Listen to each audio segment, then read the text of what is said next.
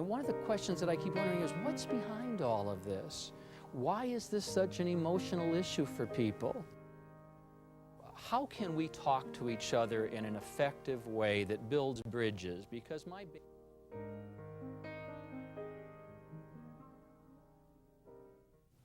Good evening. I'm Brian McNaught, and as many of you may know, I have spent most of my adult life working with primarily heterosexual audiences talking about homosexuality. And one of the things that I've experienced on this journey that I have made as a professional and as a gay man is that this is a very troubling topic for many Americans. And one of the questions that I keep wondering is, what's behind all of this? Why is this such an emotional issue for people? How can we talk to each other in an effective way that builds bridges? Because my basic attitude about this is that people don't want to be hateful on this subject. Sometimes we say that hate's not a family value, and sometimes we put people who are the opposition in a box and say they're hateful. I don't think people tend to be hateful. They don't want to be hateful. Most people are frightened. And they're frightened because no one's ever bothered to talk to them about the topic. And I want to talk about how you all on your journey, and I don't know where you are on your journey. I don't know whether you're very supportive on this issue or you're uncomfortable with the issue. And if you are supportive, my guess is that there was a time in your life in which you were very uncomfortable with the issue. How did you get to where you are? And what advice might you offer people who are listening as to how they can approach this subject in a loving, reasonable way so that fathers and mothers and children don't need to be separated, that they can find common ground to love one another respectfully? Even if they choose not to embrace homosexuality, can they figure out a way to embrace their child? Can we figure out a way in the churches to make the churches a welcoming place? Even if you don't want to endorse behaviors, can we figure out a way in which everyone feels welcomed in those churches to participate in celebrating their faith experiences? Can we figure out a way in the workplace to maximize productivity by being mutually respectful, not asking people to change their personal moral values? It calls for bridge building. And in bridge building, you have to, as you know, if you build a bridge, you have to have both sides interested in building the bridge, because you can't build a bridge from just one side. As you know, any significant bridge is built from both sides and meet at the middle. Well, what we're going to talk about tonight is, how do you build the bridge together? How do you create incentive in other people to want to create this sense of understanding in families, in churches, and in the workplace? And what I'd like to do, if I could with you now, is just find out a little bit about who you are. What is your experience on this issue? Yes, please. I'm Eric Boyer, and I'm the convener for the Gray Panthers of Denver. And this goes back 40 years. There aren't many advantages to being old, but at least you get a perspective that's a little deeper in time. In 1955, my older brother and I found that a half-brother, Edward, was gay. And we then had no information. My father rejected the whole idea. No way was this masculine figure that was my dad, you know, going to accept the fact that he had a son who was, as he said, queer. And this was... Who was queer? He was queer. And so my brother and I thought we would be helpful. And what we, in terms of information at that time, thought would be helpful was that we would take Edward to an endocrinologist, and we'd get him straightened out. What was this endocrinologist going to do? We didn't know, you see. And so what I'm saying, this tremendous ignorance, literally, I mean, in the pure sense of the word, we didn't know. But you weren't doing it to be mean. You were really trying to help Edward out. We loved this guy, right. and it worked out.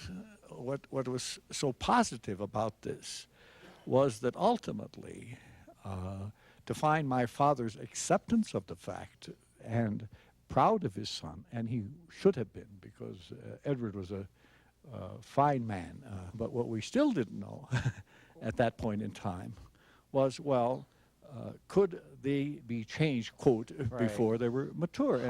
So there was a comfort level because of exposure to the issue, but there was still the lack of understanding of how does this happen? How did he become gay? That was where we were. And is there a way to change him into a heterosexual? Because if we could change him, he was going to be happier because everyone would be happier as a heterosexual, which is basically the well-intentioned thinking of a lot of people. Not just 40 years ago, incidentally, but often still today. We find that. And what is encouraging about this is that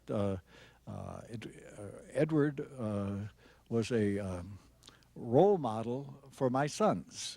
I once said to the boys, well, what do you think of your Uncle Edward? And they said, well, he has guts. He is what he is.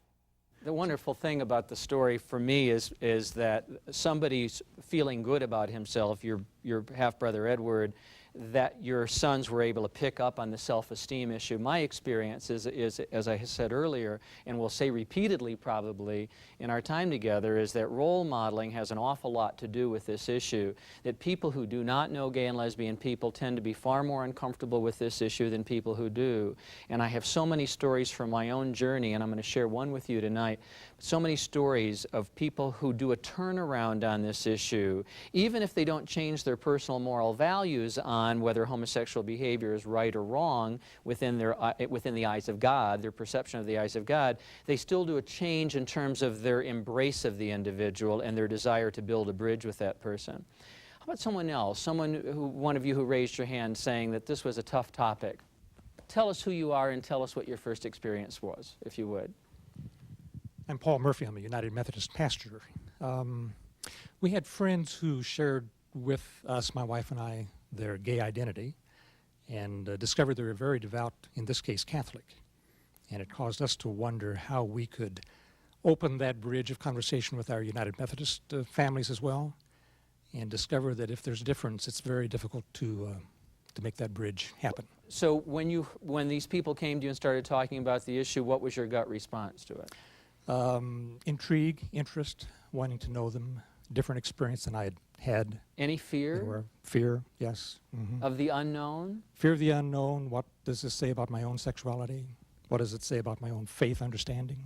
So this was the early stages, and your first reaction was some discomfort. Apprehension, but also discovering through our friends a variety of people who were gay and who, when they discovered our comfort in being with friends, wanted to share with us as church members and as friends their own struggles and concerns, and real hurt and loss at not being a full member of the family. So they picked up something from you that told them that you were somebody that they could talk to. Because a lot of people out there think, I'd love to be supportive, but I don't know how to communicate the fact that I am supportive. And I don't want to walk up to a gay person and say, are you gay? You can talk to me. How do I communicate to somebody that I'm a person who's approachable, that I'm not going to reject you if you share with me who you are?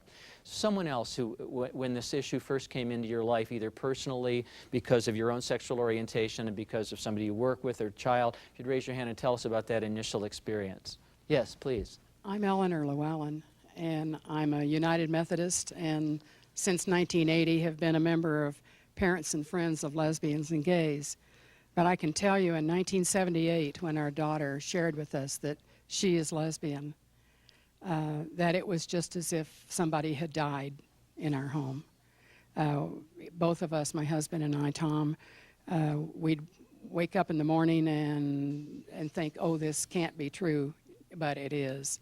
And we only shared with one person, one couple that we knew, as it was certainly a serendipity because it turned out that they also had a gay son, and they were a little farther ahead on the journey than we were, and so they were able to help us through. When you first found out that your daughter was lesbian, Yes.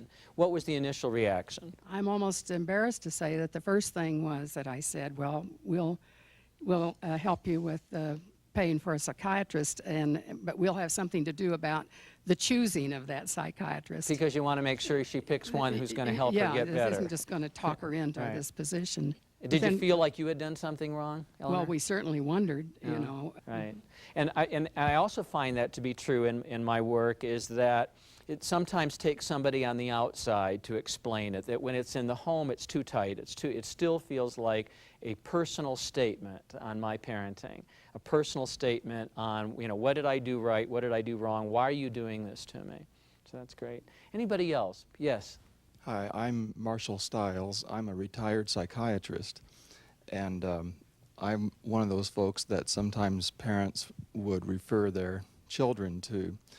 But my voyage, my journey goes way back because I'm gay myself, and so the topic didn't just spring on me, it evolved within me.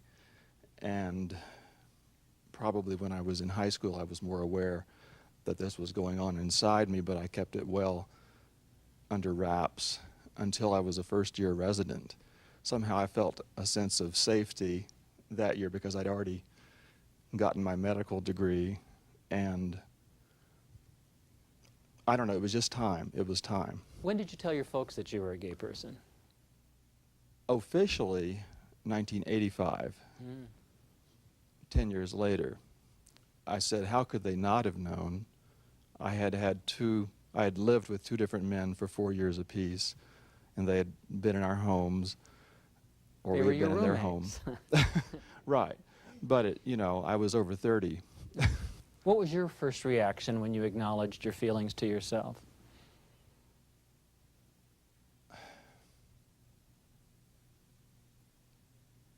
I think what happened was for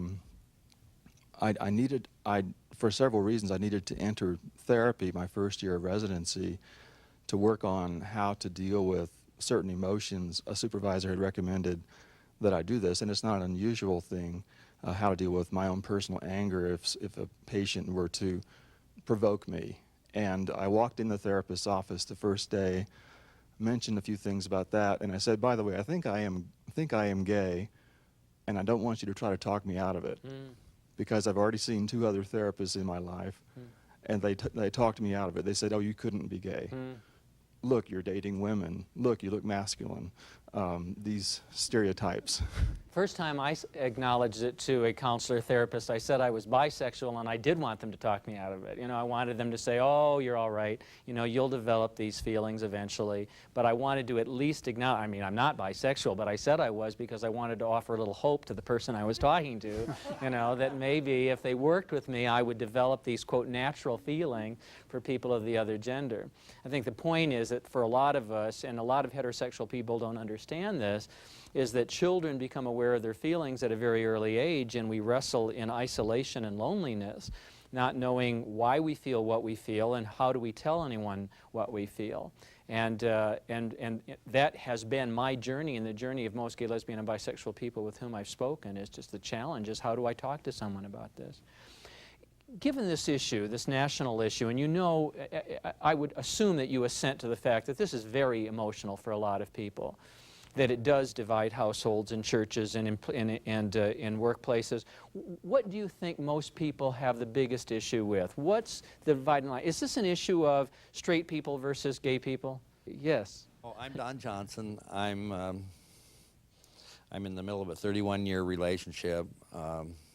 We've To another man. Yes. Another man. Okay. And we were married at MCC for our 17th anniversary. MCC is the Metropolitan Community Church. Okay. And I've been working there as a receptionist and also at Out Front newspaper as a proofreader. So okay.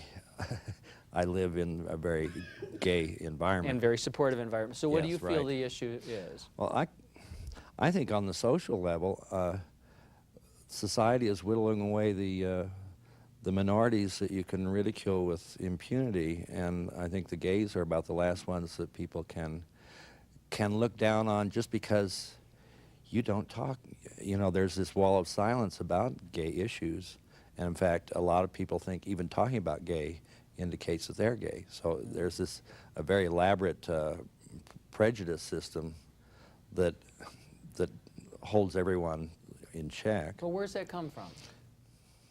I mean, do you think that society, whatever that means, that's like saying the church, Yeah.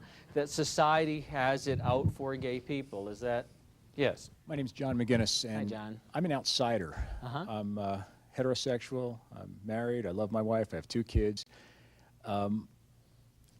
I'm not sure what society is. I see the conflict as an internal one, conditioning. I grew up in a very bigoted household. You know, there were Italians that you weren't supposed to talk to, and heaven forbid you should associate with blacks, and the fairies. We didn't have a Fairies. picture of Jesus hanging on the wall, but if we had a picture, it probably would have been John Wayne. And that's the way I was brought up. The first time I met anyone who was gay was in the service, in the military in Vietnam. And, you know, that wasn't the kind of place where you befriend someone like that. So it was a conflict. I was also... What did you feel when you met this person who was gay, coming from this background that said difference is... I mean, what I hear you say is that difference is not okay. There was a fear factor. I mean, you certainly didn't want to be in the shower. Right, because he might be interested in me. All the innuendos that I had been brought up with. Stereotypes, right. Exactly. And another stereotype was racial, with blacks. Well, I found out that a lot of the guys that I put my life on the line for and put their lives on the line for me in Vietnam were black. And they were really great people. So there was a breakthrough in terms of your personal experience. Exactly. But what happened back with this gay person, Well, if you now- would? How did you handle him? Well, he was in another battery in the artillery, but we all knew. You know, Right. It was one of those things. That was the first time that I ever really had to confront the fact that there were gay people, and they weren't all flighty, artistic types. That was the image, that they were all going to be flighty and Their artistic. purse was the way it was explained to me. Well, when I found out that I got a lot of misinformation with blacks, that blacks weren't the way they were portrayed, then I started wondering, well, what's the deal with gays? So it becomes an inner conflict. It's how do you relate? And I think the other gentleman mentioned that, or maybe it was you, that if you talk to gays and are supportive, then you could be considered to be gay. Somebody might think you are. Oh yeah, and especially I'm tall and thin. I've been people look at my wedding ring and say, oh, well, I'm glad you're married.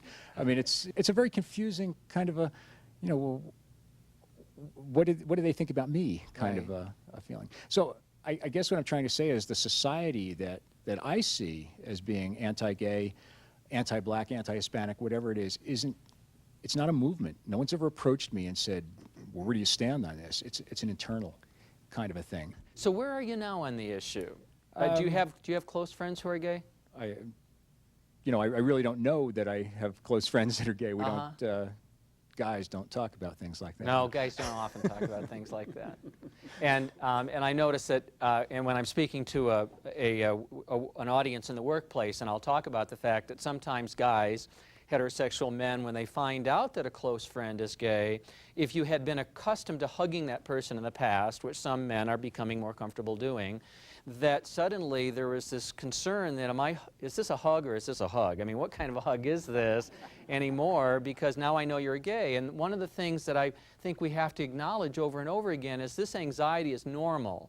This fear is normal, and it's normal because no one did explain in your home to you who gay people were, and that gay men if they know you're heterosexual, my feeling is that gay men aren't going to be interested in you as a hetero. They may find you attractive, but they're not going to be attracted to you. But if no one's ever sat down and talked with you about that, there's got to be some anxiety about it.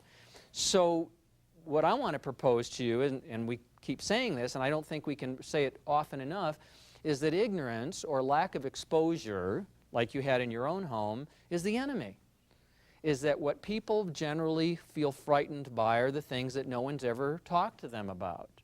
And this is true, I know, you've heard me say this perhaps in the past, but if you've been to a foreign country and not known the language, your anxiety is high when it's time to order off the menu.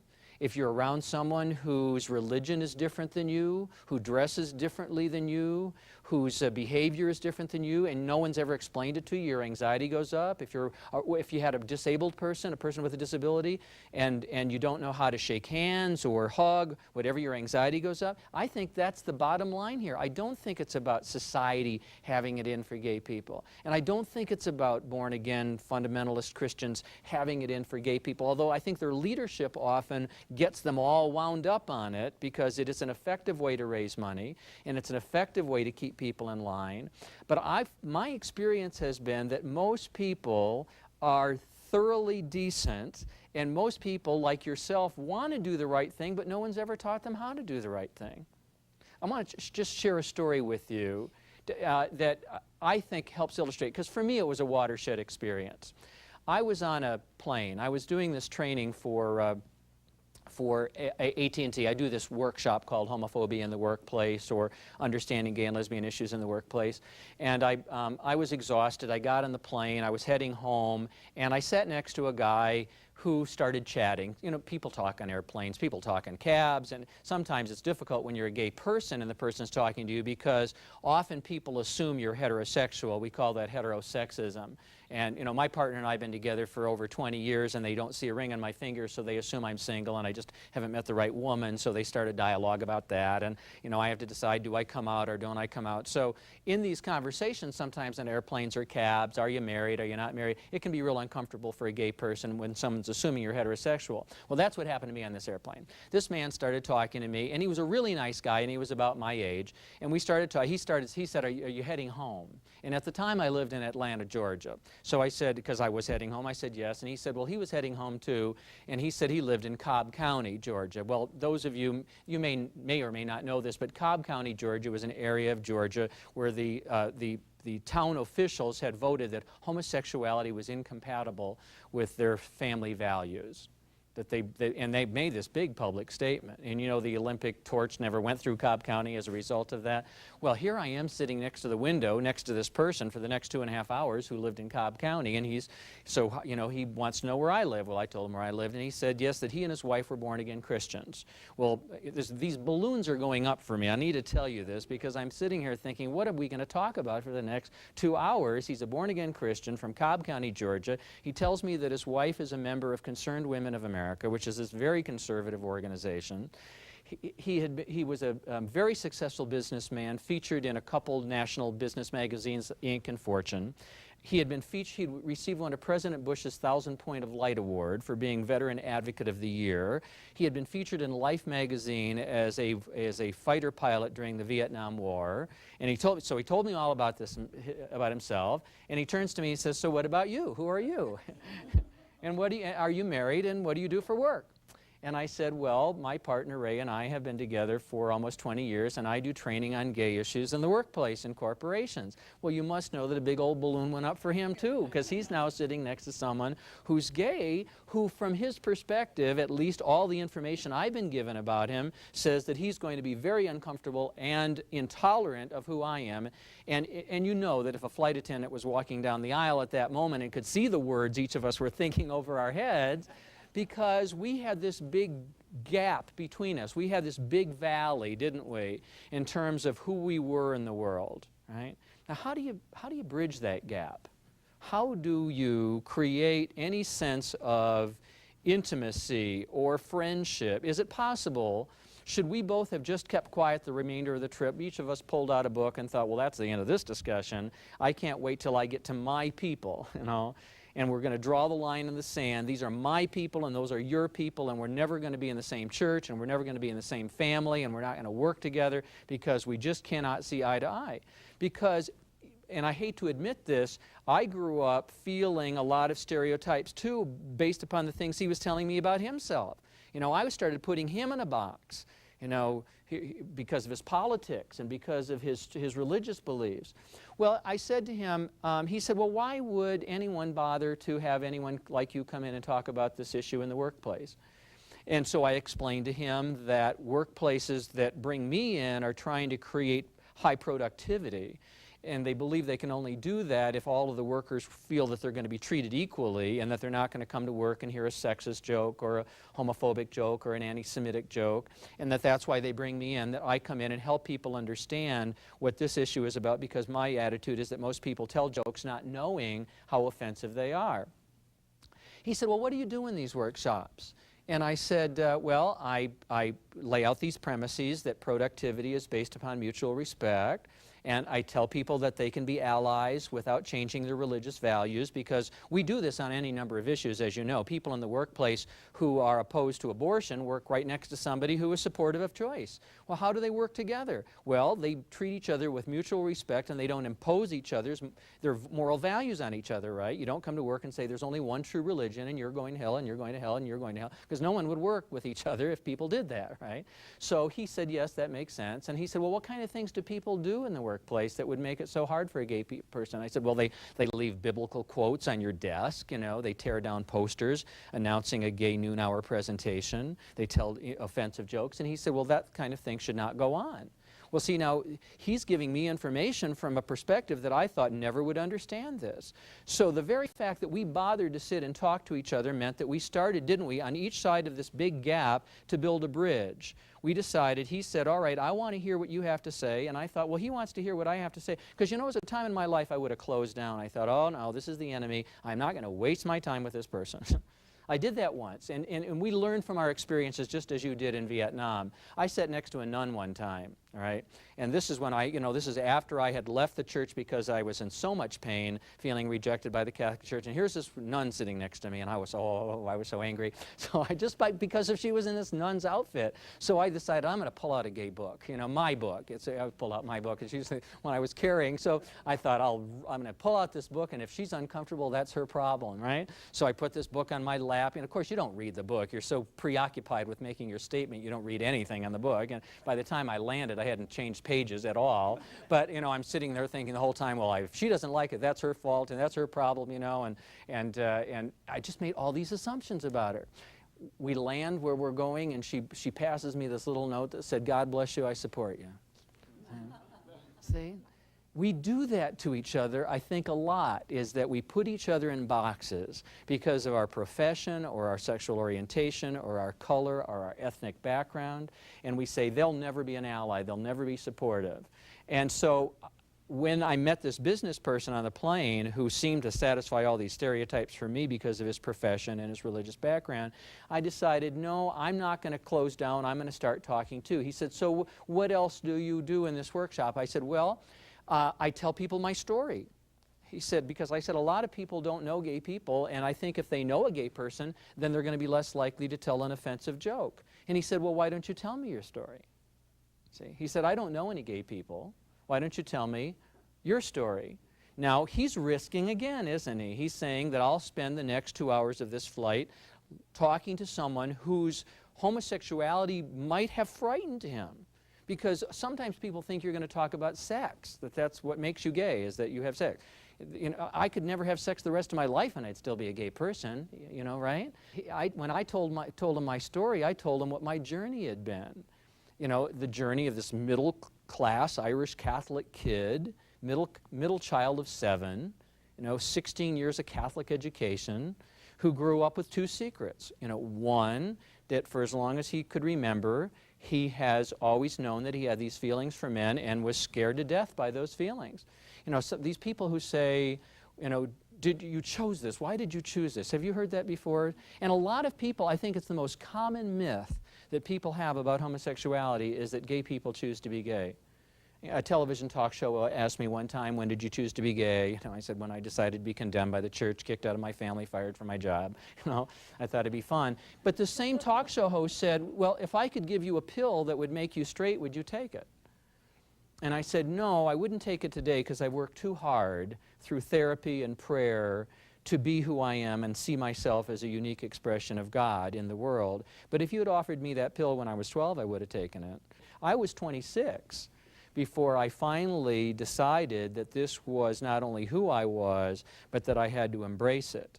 But if that pill had been available, or that endocrinologist that you talked about, you know, was somebody who could have changed me as a child, like a lot of gay people I know, at least growing up in my time, I would have changed. Because I wanted all that life had to offer, that heterosexuality was out there, wife, kids, supportive neighbors, no one's going to throw a brick through your window because, you know, you're heterosexual. People aren't going to reject you in church, you're a heterosexual. 1,000 Hallmark cards to pick from because you're a heterosexual. 1,000 movies to go to, 1,000 songs on the radio because you're a heterosexual. Well, that's what I wanted. I wanted all of that, right?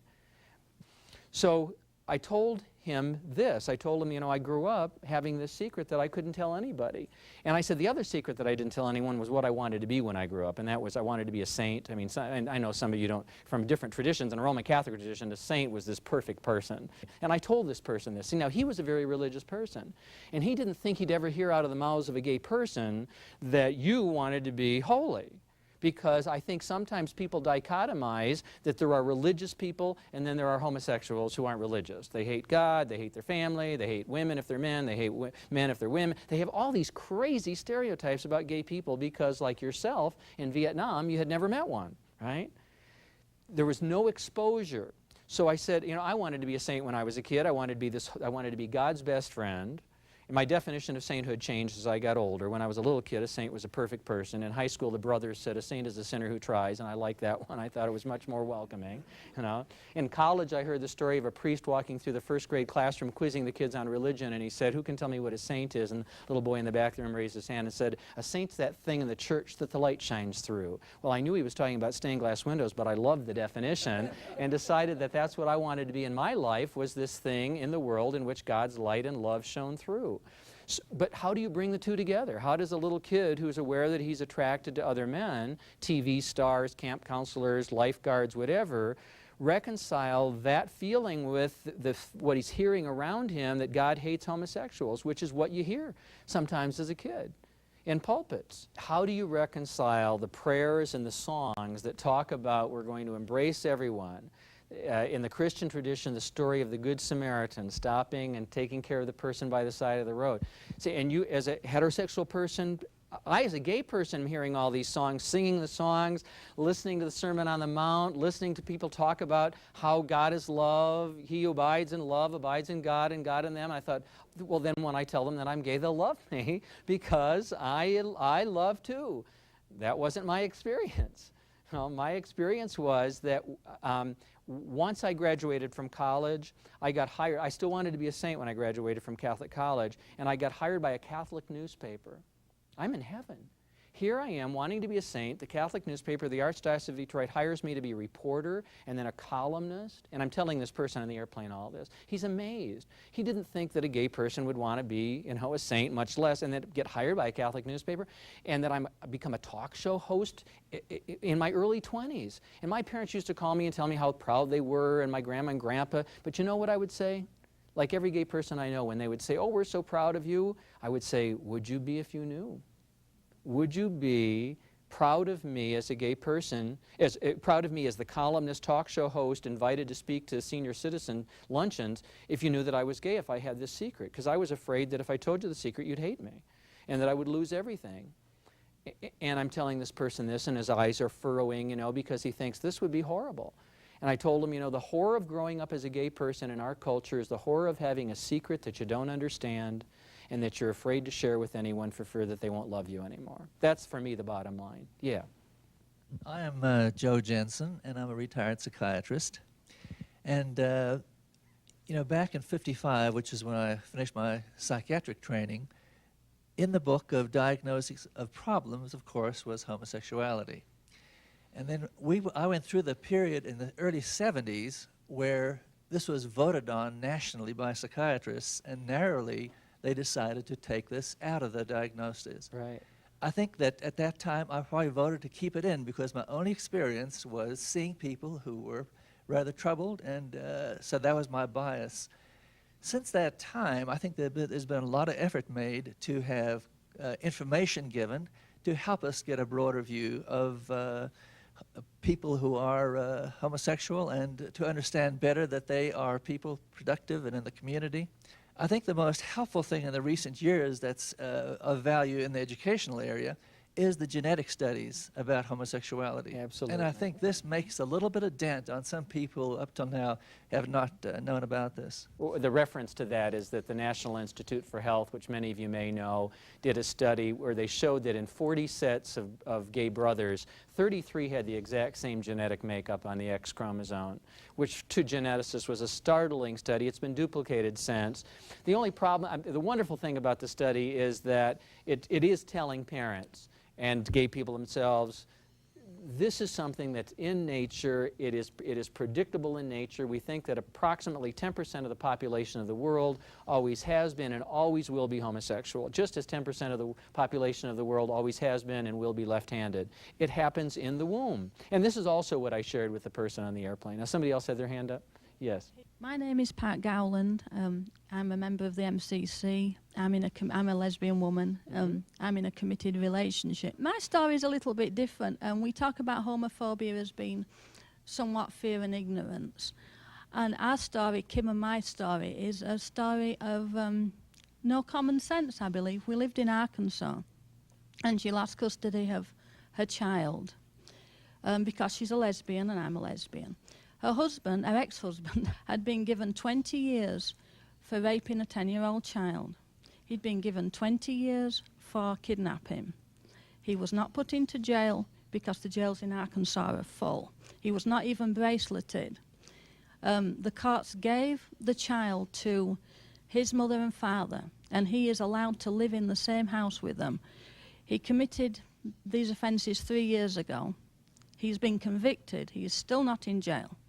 And because of the family probably will never go to jail. But he's allowed to live with a child. We are not allowed to contact the child. We are not allowed to see him. And to me, there is no common sense leaving a child with a man who's committed a rape and take him away from his mother, who has always worked, is mentally balanced, never had any criminal record. Just simply because she's gay, the child's taken. And my thing is, there was no common sense with it. But there is no common sense to ignorance. Absolutely. Bigotry or fear is really based upon lack of understanding. It makes, and the thing that's important to understand is that those of us who are gay and lesbian aren't the only ones who are making our journey, knocking against people who make incredibly stupid decisions about life based out of ignorance. It made no common sense to have people of color use separate restrooms. It made no common sense to have black people be forced to use separate water fountains. It made no common sense to have the armed forces segregated because people wouldn't fight side by side. But the issue is still ignorance. It's the ignorance of the judge. It's the ignorance of the judicial system. It's the ignorance of the parents, the grandparents who allow this to continue, because homosexuality is a very scary issue, not because in and of itself it ought to be, but because no one ever talked about it. Most of you didn't grow up in homes that talked about sexuality in general, much less homosexuality, and so now we're asking people to make mature, healthy, loving decisions in churches, in courts, in the workplace, and they don't have the equipment to do it because no one's ever talked to them about it. Somebody in the back. I'm Hillary Walker, and I'm the mother of a 15-year-old gay son who came out to us about 1.5 years ago.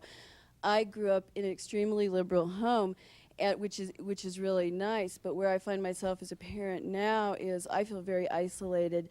I'm in the closet, so to speak, to some degree. As a parent? As a parent, unless I feel it's a safe liberal group. And my son has always been a charismatic, wonderful, outgoing person who adults have loved. So now I find myself afraid to talk about him, I mean, to some degree, or that I have to censor what I say. So I'm feeling very afraid to move forward at this point, and maybe it's because I'm new in this journey of dealing with the world, so I'm finding myself becoming much more bigoted towards those who would not support me and my son. So I feel very awkward with this at this stage, and I'm definitely stereotyping people, and I'd like to overcome that, and I'm not sure how I do that. I'm so grateful for you to say that, because we do it. We assume that unless people are wonderful right off the bat on the issue, that they're going to be terrible. Right. Don't we? Yes. And then we pull back, we clam up, right? Yep. I was giving a story to I was giving a speech at a college in Vermont, and the student who picked me up in the snowstorm, the car broke down, and this state trooper showed up with the flashing lights, and he said, "You're going to have to move the car." And I said, "Well," he says, "We're going to tow the car." And I said, "Well, before you tow it, I got to get my luggage out because I'm giving a speech at the college tonight. He said, well, get in the back of the squad car. Well, you know, you're back there behind this very tight little net. And I'm thinking, oh my God, Broderick Crawford, you know, 10-4, you know, is up in front, and I'm stuck back here. And he says to me, so what are you talking about tonight at the college? And the wounded child inside said, don't tell him, you know, don't tell him, you know, keep quiet, just tell him you're talking about diversity. But the activist inside said, no, no, you tell him. And I said, indignantly, I said, I'm speaking about homophobia. Expecting what? What did I expect he was going to say? Something mean, right? What do you think he said? Homophobia, that's the fear of homosexuals, isn't it? He said, I got rid of that a long time ago. He said, the guy who lived next door to us was gay, and he used to babysit me. He said, we called him Uncle Bob. See? One of the things I'm wanting to suggest from all of our journeys, and we know this if we think about it, because sometimes we overemphasize the negative responses we get from people and don't give enough credit and limelight to the people who were wonderful to us, is that don't assume that people are going to be bad. You know, my mom used to say to me, what is it that I tell people that you do? She wanted to be able to say I did something, but she didn't really want to say that I talked about homosexuality. So could I come up with something that she could say, that she would be able to say proudly, that they would be, you know, and after a while they got comfortable with and saw that what I was doing was important. But parents go through a journey on this. Yes, right next to you. Hello, my name is Larry Young, and this is my wife. I have a 15-year-old gay son. I think other than a lot of bad jokes when I was a teenager in the locker room about gay people, I didn't know anything about it. But I found myself sort of pushed into it, not because of my son. I had a very good friend of mine who was religious and left the priesthood to get married, raised a few kids, and then came out gay. And so this was sort of thrown at me. I had mixed emotions about, feelings about that. I'd known him all my life, I mean, from probably 3rd grade on, and I felt like part of me was upset at the fact that he never told me. I even lived with him for a while when me and Hillary weren't doing so well. I lived with him and his lover. I just roomed there, and got to know a lot of gay people, and fortunately, I think that's all it takes, you know. I think that's all it takes. Was that a good experience? Because there are some heterosexual men watching right now, looking at you, identifying with you, thinking, he lived with a gay man and his lover? It wasn't as scary as you make it sound. Well, but for, they need to hear you say that, because for them it's, oh my Lord, what would that be like? And one can only come up with the images that people have of what that house was like. Well, they sat around and ate dinner watching TV, right. And that's pretty scary stuff. It's real scary. And gosh, it was like any other family. Right. And this all happened for you before you found out about your son. Right, which is probably the godsend, because I had lost any prejudice about that or any concept of people choosing this. I realize now that it must have been hell for him trying to be straight, which he tried very hard. Your son did? No. Oh, my friend did. Right. What have you said to your 15-year-old son, having had this experience of knowing people who were gay before he came out to you? What have you been able to say to him to let him know that you love and support him? I tell him I love him and I support him. Oh, I think that's a good start. That's about it. I bought some books on American Indians and other spiritual paths, which don't have, some tribes don't have the same bias. Yeah, the same bias. Good for you. And in fact, a lot of them were looked on as very special people. They were the peacemakers. You know, my folks did the absolute best they could, but it sure would have been fun to grow up in your house as a 15-year-old who had a secret to share but was terrified of doing so, because I missed so much of my life. I'd look back at it as feeling that there was this great wasteland, that I couldn't be me and no one knew who I was, and I didn't know who I was and certainly couldn't accept who I was. It would have been wonderful to be 15 and have folks that went out and bought me books that supported me and told me they loved and supported me. Knowing my folks, again, did the very best they could and did better than lots of other kids folks did, what a wonderful treat that would have been. Anyone else have it? Yes. I'm Jean Hodges, and I am a teacher, retired just a year ago, so that I can have time to do the work that I want to do around this issue. And I'm also an active layperson in the Methodist Church. My story, I suppose, goes back to Amendment 2 in this state, where we were shocked to learn that there were people Tell me about that. in What is Colorado Amendment 2? who supported discrimination. Amendment 2 against was an gays. effort to... It was an effort to suggest that gays should not have, quote, special rights. At the time, in my teaching, I made a decision. I made two decisions. One was that in my church, I could no longer be silent, and in my teaching, I could no longer avoid dealing with this issue as a human rights issue. And how to do that was very tricky, because there are also members of parents, I guess, of kids who would be very concerned about how teachers dealt with this.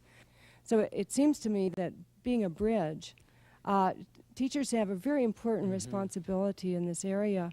I remember in a class that I had in communication, we looked at perception, and I wanted to deal with prejudice. It wasn't in the textbook, but I decided it needed to be addressed in the classroom.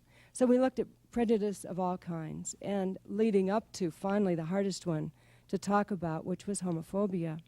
And there was a young man in my class. I remember him very well because he spoke very emotionally from a very fundamentalist position. From the tracts that he'd received, he gave me some of his tracts. My gut reaction was, oh, kiddo, let me sit you down and set you straight, so to speak.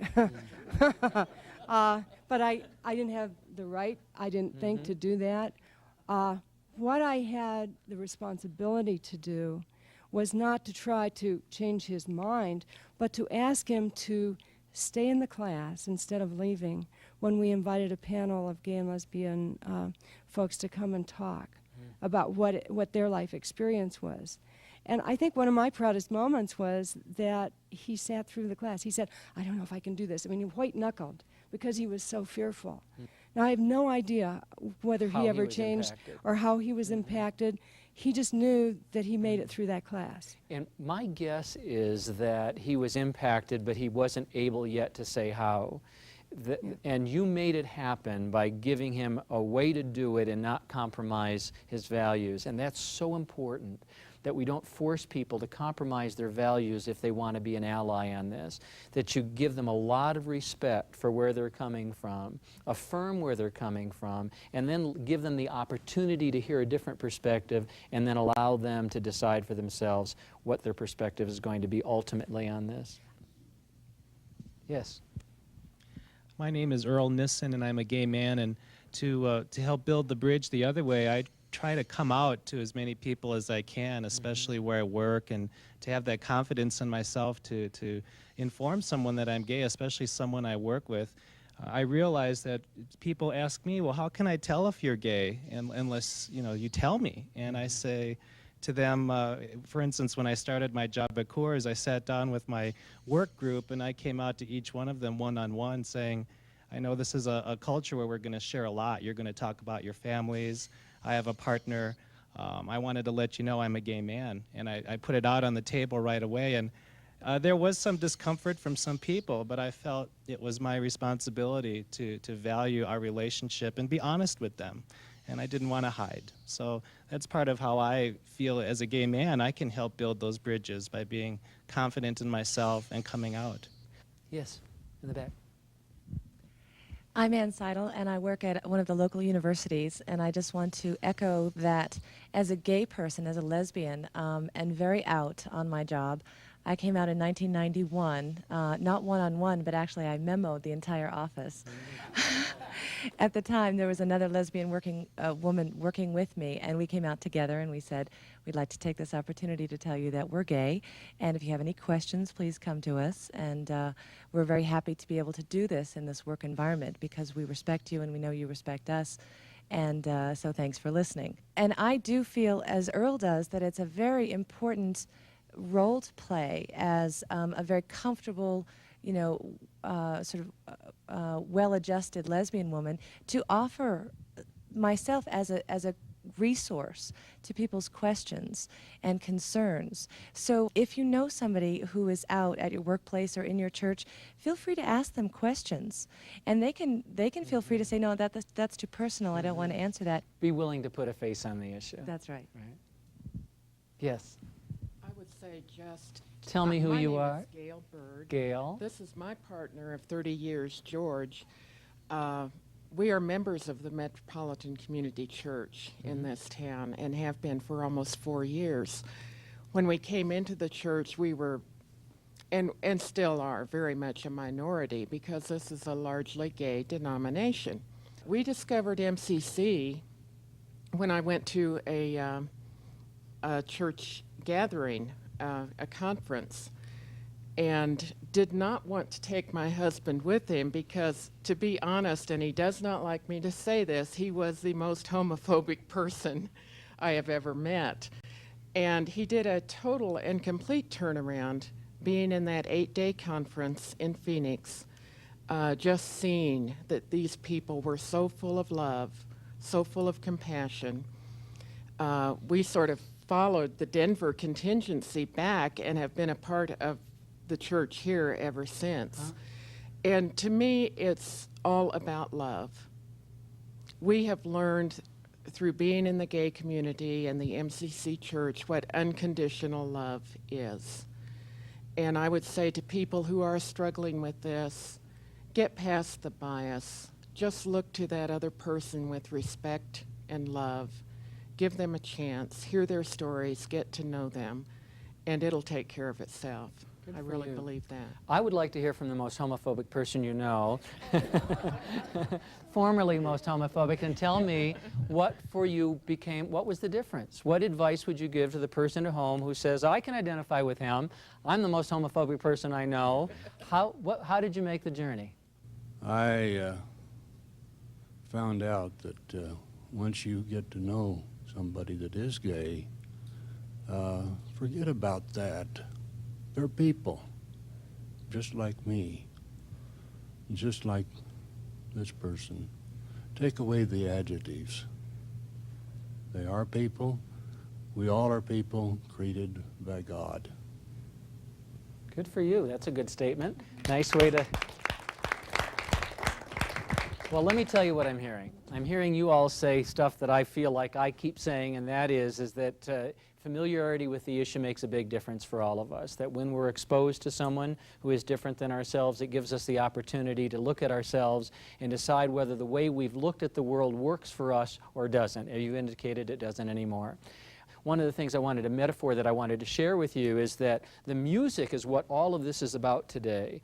That as we head forward, gay people aren't the only ones that are hoping to find a space in society in which we feel valued and safe. All the people who told you their stories are wanting the same thing. Can I, as someone who's dyslexic, can I, as someone who was a victim, a survivor of incest, can I, as someone who's a black child, an Indian child, an Asian child, can I find a space in the world in which I can be embraced and valued solely for who I am, not for what other people want me to be? The words can get scary for people. The words of the judge in Arkansas, the words of people in society that you feel very hateful. And we can get caught up in those words. We can get caught up in Genesis 19 and wrestle with the meaning of that, or Leviticus 18:22. We can get caught up in the words. But what's the music behind all of those words? And a lot of us are saying from our religious traditions, the music is love. The music, whether you're Buddhist or Roman Catholic or Methodist or Unitarian, the music really of our journeys, all of us, is love. And it's the journey of the born-again Christian too.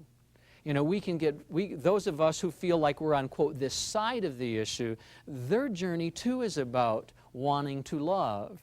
I was doing this, my presentation at a private school in New Hampshire, and as I was leaving the campus, this woman came up to me and she said, we have to talk. And I said, what is it? She said, well, I didn't want you invited here. She said, I'm born again, and I think this is just awful that they invited you here. She said, and so when everyone went in to listen to you, I wouldn't go in. She said, but I did stand outside and listen to you. And she said, and she started to tear up, and she said, I don't know what to do with you. I don't know what to do with you because I don't want you to feel pain, and I don't want you to feel hate in your life, and I don't want people to do bad things to you. But my fear is that if I embrace you, my whole structure is going to fall apart. How do I keep my kids believing everything that I've taught them is real and right if I come home and say, well, what I said to you earlier about homosexuality has to be changed? See? But she couldn't get past that experience. Even after I drove off, she still had to go home, and she had the experience of hearing a story told, and our stories are so important. That's why the most important thing that I ever do is tell my story. Going back to the man on the plane, I want to tell you what happened. With the man on the plane, so I told him all about this. I told him I was this Catholic columnist, talk show host, etc., and how no one knew who I was, and that's where we jumped in. And then I told him that, fearing that no one could accept me if they ever found out that I was gay, I went to the broom closet of my home at age 26 and drank a bottle of turpentine. And then I went into the bathroom and I took every pill in the medicine cabinet. And I went into the kitchen and I sat down and I waited to die. I was 26, this is 1974 in Detroit, Michigan, and I could not see living one more day in this world. It was too painful for me. And I know that the church taught that if you attempted suicide or committed suicide, that it was a sin and you would go to hell, but I didn't believe it. You know what I believed? I believed that the first words I was going to hear were from the mouth of God. I was going to feel these big arms around me, and I was going to hear this voice say, "Welcome home, son. I'm so sorry it wasn't supposed to be like this." See, I don't think it's supposed to be like this. I think it's supposed to be a lot nicer for all of us than it is. I think we cause a lot of pain in each other's lives unintentionally often, out of ignorance, out of fear, not knowing what we're doing, laughing at jokes that we shouldn't be laughing at, repeating stories about others we shouldn't be repeating, growing up, coming out of homes in which we didn't have any sense of tolerance for others, and we didn't come into the world equipped to respond. So I told this man this. And you know what he said to me as we were landing in Atlanta? He said, "Brian, as sure as I am sitting here, God had you sit next to me." This born-again Christian, Republican, successful businessman, 1,000-point of light award winner who lived in Cobb County, Georgia, said to me, the gay man sitting next to him, "God had you sit next to me." He said, "I will never again think about this issue in the same way because I now have a face to put with the issue." He said, "My wife and I, who have written checks to all kind of groups that oppose you and your civil rights battles, don't know anybody who's gay." He said, "Now this is going to be a lot harder for her because I'm going to have to go home and try to translate all of this for her. But I promise you I will never think about the issue in the same way. And you know what? I will never think about the words born again or Cobb County in the same way. And that's why I'm very quick to say, let's not use big labels to identify people that we think are our opponents. Because we're still talking about human beings who have stories. Each one has a story to tell. Each one has music they're trying to respond to, and the music is this loving music. And I think that all change in our culture happens when we decide to build bridges to each other, and we do it with mutual respect by telling our stories to people who we hope will be willing to listen to us. Telling our stories as gay people, but also telling our stories as that, quote, born-again Christian who's really struggling with this issue, would love to be more supportive than he or she feels they can be, but right now doesn't know how to do it.